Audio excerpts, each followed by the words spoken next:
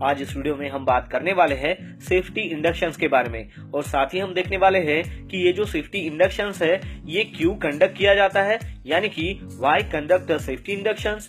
और फिर हम देखने वाले हैं कि सेफ्टी इंडक्शंस के इम्पोर्टेंस क्या है, यानी कि what is the importance of safety inductions. तो चलिए शुरू करते हैं। तो सबसे पहले जानते हैं कि सेफ्टी इंडक्शंस क्या होता है।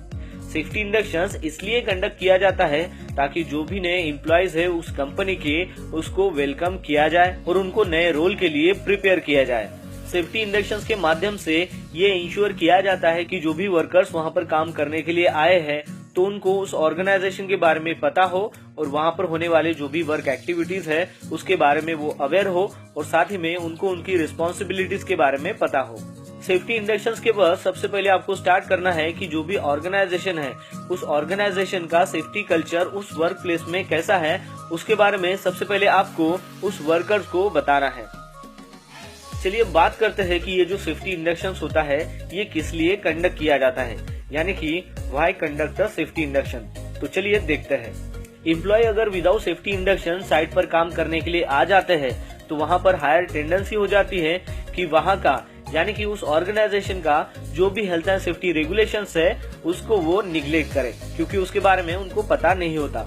अब ये जो एम्प्लॉयज हैं इनको हेल्थ एंड सेफ्टी के बारे में अगर मान लो कुछ पता नहीं है, उसकी वजह से क्या होगा कि जो वर्कर्स वहाँ पर उस वर्क प्लेस में काम कर रहे हैं तो उस काम के प्रति जो भी हजार्ड्स है उसके बारे में उनको पता नहीं होगा, यानी कि उनके पास मिस इन्फॉर्मेशन होगी और साथ ही साथ उनके पास इनएडुकेट नॉलेज होगा। तो उसकी वजह से उनको इंजुरीज भी हो सकती है या फिर फेटलिटीज भी हो सकती है।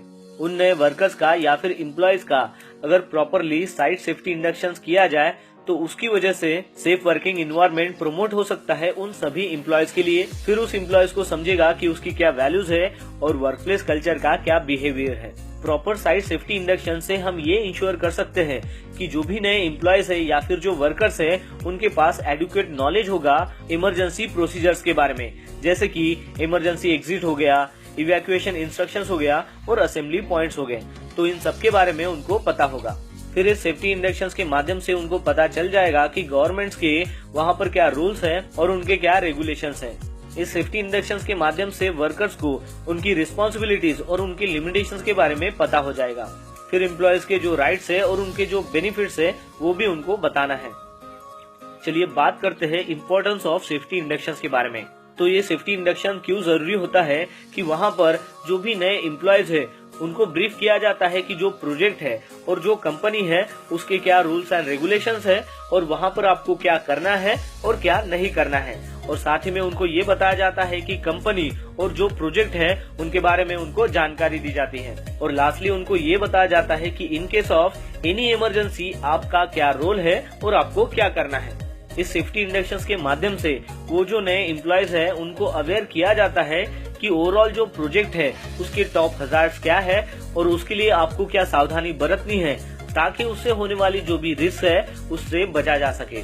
साथ ही में नए एम्प्लॉयज को इंट्रोड्यूस किया जाता है कि जो भी साइट का सेफ्टी प्लान है, यानी कि साइट का जो भी HSC प्लान है उसके बारे में भी उनको जानकारी दी जाती है। तो उस सेफ्टी प्लान यानी कि HSC प्लान में क्या मेंशंस होता है कि जैसे कि कंपनी पॉलिसी और प्रोजेक्ट सिस्टम, फिर होता है कि नॉर्मल वर्किंग आवर्स जो है आपका कितना रहेगा और साथ ही में आपका लंच टाइम कितना होगा।